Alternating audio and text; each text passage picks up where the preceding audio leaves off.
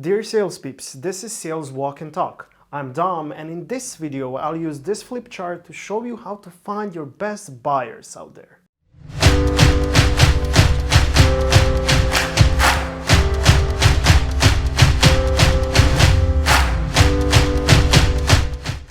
In one of my last videos, we went through 4 different worksheets that help you define your ideal customer profile, buyer persona profile, value prop, and potential use case scenarios for your customers. In this video, we'll focus only on the ICP, or ideal customer profile. Some of you asked me, Dom, should I include everyone that can use my product in the ICP breakdown? Should I only use attributes that you presented, or can I add some of mine? And my personal favorite was, and a great question, what if my ICP has many roadblocks? Should it be considered an ICP then? I'll address all of these questions throughout the video, but first let's start with the basics. TAM, SAM, SOM. What do all these mean? Let me draw you something. This is TAM, or Total Available Market, and it's a total market demand for your product or service. For the sake of convenience, let's just take an example. Let's say you're starting a marketing agency. Your TAM, or Total Available Market, would be the worldwide agency demand market. In other words, all companies that are seeking for any type of marketing services you offer. If you were present in every country in this world and had no competition, you would generate TAM as revenues. Sorry, but that's not going to happen. Let's be more realistic. For example, you're starting your agency in London, where the demand for marketing agency services can be estimated based on some criteria. You can include volume of companies with an HQ in London, importance of using marketing in their particular industries, and the revenues generated by small marketing agencies in London or other cities having similar demographics. That is your SAM, or Serviceable Available Market. Or in other words, the demand for your type of products or services within your reach. For example, in our case, London. If you were the only marketing agency in town, you would generate revenues of SAM. Now, you are probably not the only marketing agency in London, so realistically speaking, you can hope to capture only a fraction of your SAM. Most likely you will attract businesses connected to you in some way. Maybe they know you as an owner, or they come upon you on social media. So let's draw another smaller circle, SOM. Of course, your serviceable obtainable market will increase as you attend different events, build your online presence, or invest some money in advertising your business. Now you're probably asking yourself, what's with the ICP? Let's draw another circle and fill it in. This is ICP. So the ideal customer profile is those accounts within your target market that are most likely to buy your services, provide the highest average contract value, ICV, and the greatest long-term value, LTV. In your case, if you have a great e-commerce experience from the past, these might be London-based e-commerce businesses seeking marketing help. In particular, Facebook, Instagram, and Google advertising, for example, because these are your team's strengths. The reason why we tend to be so specific when it comes to defining ICP is because your sales cycles will be faster due to your specific knowledge in that segment, your conversion rates will get higher, and ultimately you'll achieve greater contract and long-term value. In order to accurately define your ideal customer profile, research is critical. There are 2 types of research. One is qualitative, and the other one is quantitative. Most data, if not all, should come from the company's existing environment and people.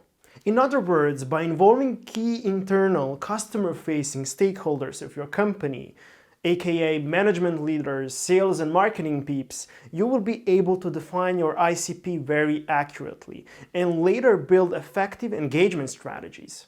And please, don't Google too much, because this should be based on your and your team's past experience and know-how. Start with qualitative analysis first. This includes describing your ideal customer in your own words. So your thinking. And what are their company's attributes? That's really important.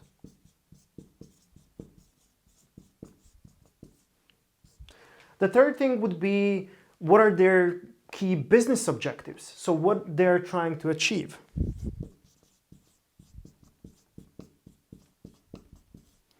The fourth thing is, how does their internal environment looks like? What kind of systems are they using?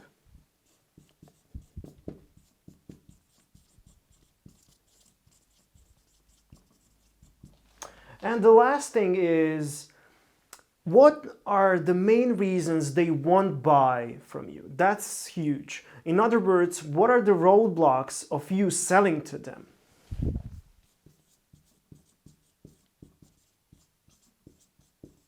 And the answer to your initial question is yes. Every buyer has roadblocks, so your ideal customer profile will also have a few, if not many. When it comes to quantitative analysis, this equals your historic sales results. Of course, if you have them. So first, you should review all closed accounts. You will learn more about your successes from the past. Then you should also include your lost accounts. So what actually happened with all these clients you had before? Then you should measure lead time.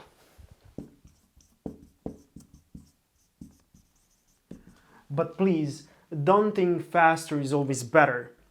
Then we should also compare your contract values, ACVs, account contract values, and LTVs, lifetime values of customers. We should also include upsell and cross-sell opportunities, and how many did you have them by every closed account. And at the end, we should do a churn data analysis. That would reveal which customers are a better fit than others. After you do this part, you will get something like this. As always, I added the link to this worksheet in the video description, so feel free to check it out and use it. If you have any questions about it, let me know. My personal email is also in the description. I'd also like to mention one of the questions I got from you last week. The question was whether you should use the same elements and attributes when creating an ICP as I did. The answer is, of course, no. To help you out, I decided to create an ultimate list of all potential elements and attributes. You can find it in the description. As you know, I share everything for free, so feel free to check it out and use it as you wish. After you know who's your ideal customer profile, you need to start planning your attack plan. What I do as a preliminary plan, I create a target pyramid. Let's walk the talk. So you have Y and X axis. On X axis, you have something that is called volume of accounts. On Y axis, you have something that is called value of accounts. So volume of accounts refers to the number of potential customers, while the value of accounts relates to the revenue coming from these customers. Now let's draw the target pyramid. We'll segment our ideal customer profile into several groups: A, B, and C. For example, if I'm leading a marketing agency, I can sell to companies from different industries. Let's say, such as e-commerce, SaaS, e-learning. Since my team actually has competences and have worked with clients from these industries, the more info you have, the better your team and you will understand who you are trying to reach. After you add all the details and attributes about these types of companies to your ideal customer profile and this target pyramid, this graphic will represent ICP account tiers, which tells you who to target first and what to pay attention to. Below every tier, you could write short points on how you plan to target accounts from each tier. For example, you plan to use LinkedIn Sales Navigator for the type A of account, while you'll use a mix of cold calling and cold emailing for the B and C types of an account. As I always say, don't be afraid to add your thoughts to worksheets. This worksheet is owned by you, and whatever helps you sell should be in the sheet. You can also find this pyramid on the link in the description. And this is it for this video. I hope you're one step closer to your ICP strategy. Make sure to check out all the worksheets I prepared for you in the description of the video.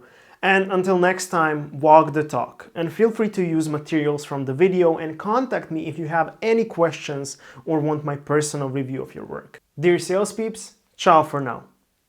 The reason why we tend to be so you'll achieve greater contract and long-term value. Your ideal customer nešto.